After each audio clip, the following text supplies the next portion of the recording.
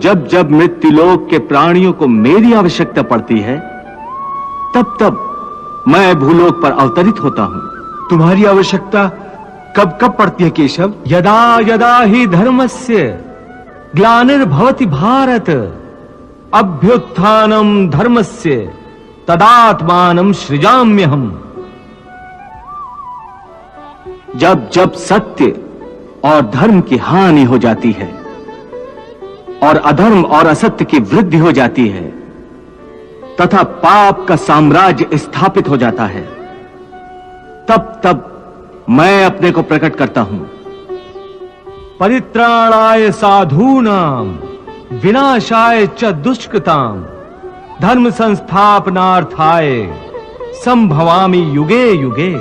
हे अर्जुन, मैं जिस योग की शिक्षा तुम्हें प्रदान कर रहा हूं, सबसे पहले कल्प के आदि में मैंने यही योग सूर्य को बताया था। पार्थ, सूर्य ने इस योग को अपने पुत्र मनु से कहा और मनु ने अपने पुत्र इक्ष्वाकु से कहा। हे अर्जुन, इस प्रकार परंपरा से प्राप्त इस योग को राज ऋषियों ने जाना, परंतु बहुत समय से ये योग इस लोक से लुप्त हो गया है। आज यही पुरातन योग मैंने तुझसे कहा है, क्योंकि तुम मेरे भक्त हो और सखा भी, इसलिए मैं तुम्हें ये गुप्त ज्ञान प्रदान कर रहा हूं। हे केशव, तुम तो कह रहे हो कि तुमने ये योग सूर्य से कहा था, परंतु तुम्हारा जन्म तो इसी काल में हुआ है और सूर्य का जन्म तो पुराना है। फिर तुमने ये योग सूर्य से कैसे कहा? हे अर्जुन, इस मृत्युलोक में तुम्हारे और मेरे अनेक जन्म हो चुके हैं और आगे भी होते रहेंगे। मैं भी अनेक बार इस मृत्युलोक पर अवतरित होता रहता हूं, परंतु तुम अज्ञान के कारण इस रहस्य को जानते नहीं हो और मैं दिव्यत्व के कारण जानता हूं। परंतु हे अर्जुन, मेरा जन्म साधारण प्राणियों की भांति नहीं होता। मैं अविनाशी हूं और अजन्मा भी हूं। मैं समस्त भू प्राणियों का ईश्वर हूं, इसलिए मेरा जन्म प्राकृत मनुष्यों के सदृश नहीं है। मैं प्रकृति को अधीन करके अपने योग माया के द्वारा प्रकट होता हूं।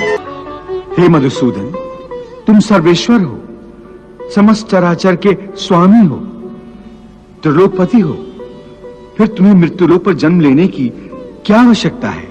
मुझे आवश्यकता नहीं, परंतु जब जब मृत्युलोक के प्राणियों को मेरी आवश्यकता पड़ती है, तब तब मैं भूलोक पर अवतरित होता हूं। तुम्हारी आवश्यकता कब कब पड़ती है केशव? यदा यदा ही धर्मस्य ग्लानिर्भवति भारत, अभ्युत्थानम धर्मस्य तदात्मानं सृजाम्यहम्।